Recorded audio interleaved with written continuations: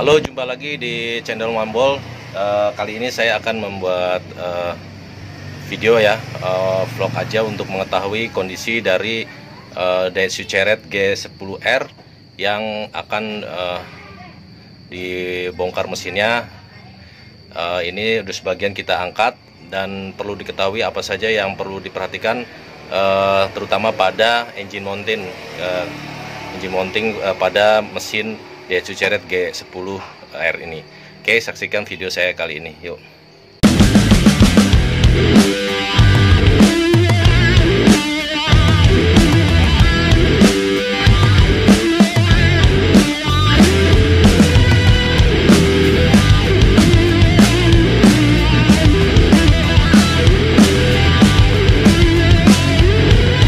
Baik, untuk kendaraan G10 Chariot ya, Daihatsu Chariot G10R ini ada beberapa perbaikan pada kendaraannya, yaitu kita lihat ya.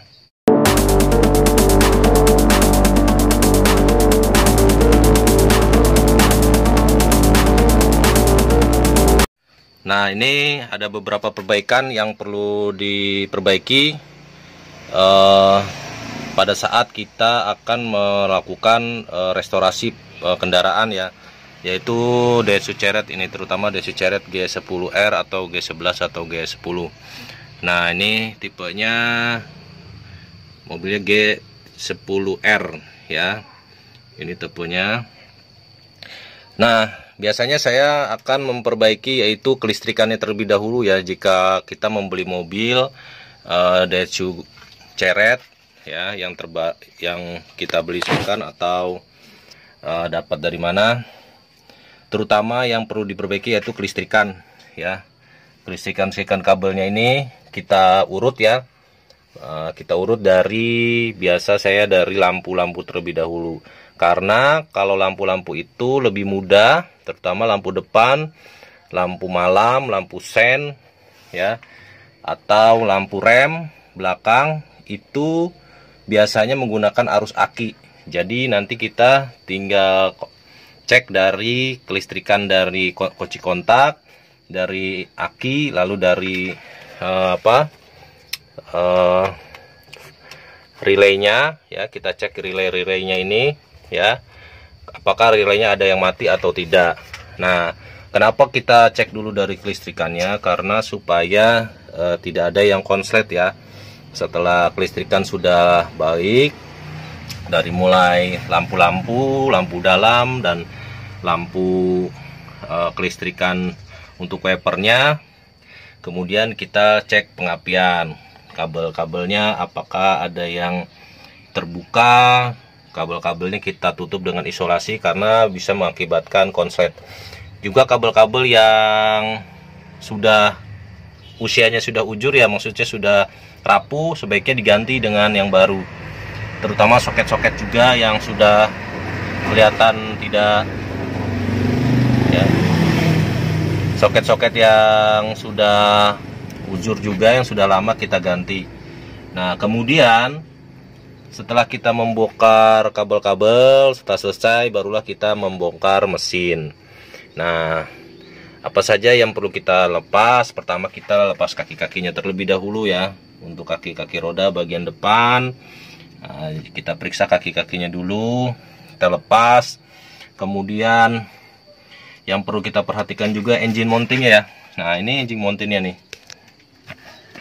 Nah, ini engine mountingnya kita cek apakah karetnya sudah retak atau sudah lepas. Nah, kalau sudah lepas, sudah retak, sebaiknya diganti. Ini engine mounting bawah kanan kiri ya, ada di bagian sini dekat knalpot. Nah, ini kita lihat karetnya ke bawah. Jika masih bagus, tidak perlu diganti. Kemudian engine mounting yang bagian belakang, nah ini bagian belakang, yaitu posisinya dekat bak persneling bagian belakang. Nah, ini posisinya ya. Nah, ini engine mounting ini. Nah, ini yang paling sering atau harus cek ya, karena ini dudukan yang paling utama ya, karena dia menggantungkan mesin. Nah, jadi sebaiknya diganti yang asli. Nah, ini masih bagus nih, kondisinya masih bagus, saya lihat ya. Nah, itu kita bisa lihat ya, ini kondisinya masih bagus nih, karetnya masih tebal. dan yang asli juga harganya lumayan ya. Kemudian kita lihat engine mounting yang bagian atas ya, ini dudukan atas pada nanti nempel pada silinder ya, kop silinder. Kita lihat juga karetnya, kita cek apakah di karetnya sudah retak atau sudah haus. Nah ini udah retak nih, nah ini kelihatan nih ya kan. Nah ini udah retak nih, nanti kita ganti dengan yang baru.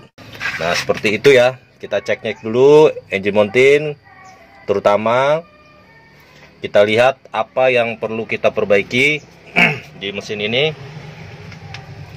terutama kebocoran dari packing ya. Kita cek packing-packingnya. Ini untuk silindernya kita lihat. Nah ini posisi silindernya ini sudah saya bersihkan nih ya. Nah yang ini belum. Kalau dilihat dari posisi bosnya ini masih bagus ya.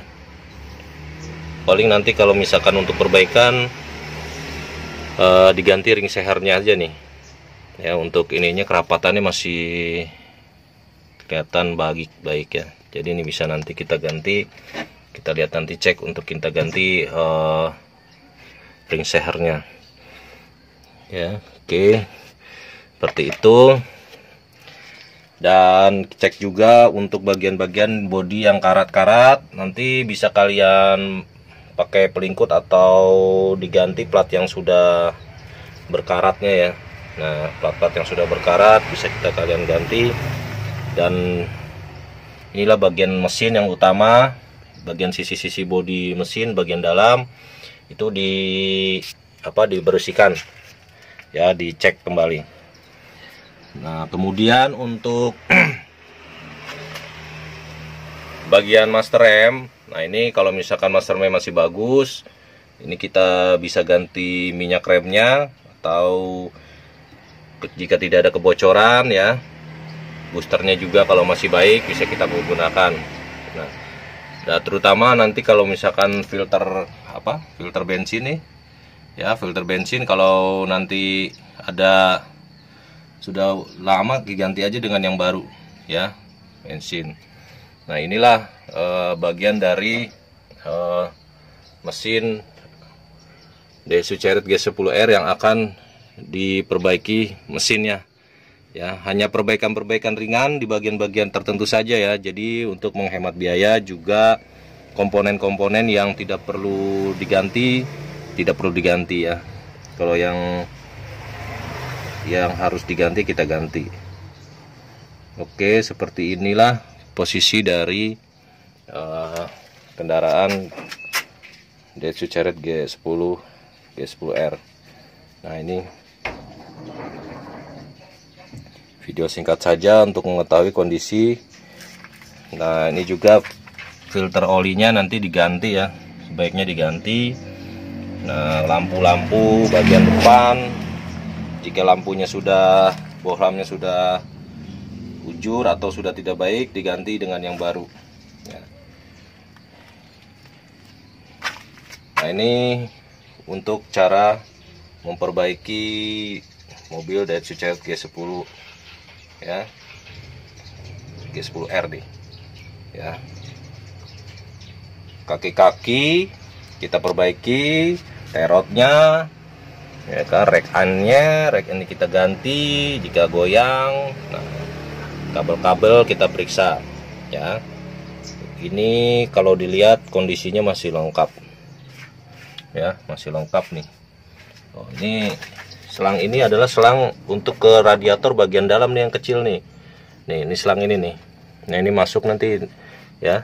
Nih, ini masuk nih, keluar nih. Nah, ini di dalamnya nanti, di dalam ini ada radiator kecil ya. Biasanya dia nanti dinginnya dibantu dengan dari AC. Ya.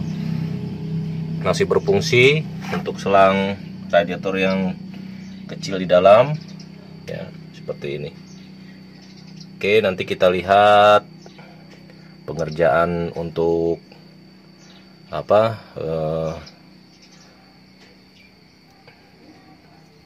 membongkar mesin ini. Kita angkat dan kita periksa apa yang harus kita ganti. Ini kabel-kabelnya sudah diperiksa ya. Oke, demikian ini untuk, nah ini seperti ini nih. Ini support shockbreakernya harus udah diganti nih. Ini udah jelek nih, udah rusak. Nah ini untuk G10R ini shockbreakernya berbeda ya, dia lebih besar sama dengan G11. Nah ini kanan kiri harus diganti nih. Nah kanan kiri harus diganti. Jadi inilah perbaikan-perbaikan yang nanti diperbaiki.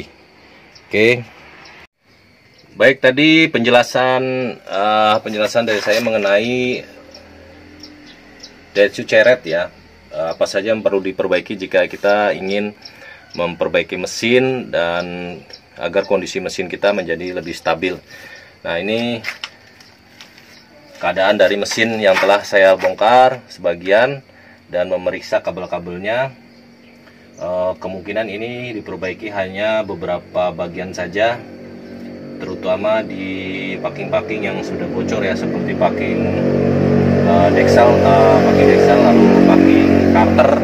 Nah, packing karternya ini perlu diganti oli, kemudian filter, juga seal pada persneleng ya, seal roda ke CV joint itu udah mulai bocor sehingga oli persneleng menjadi keluar.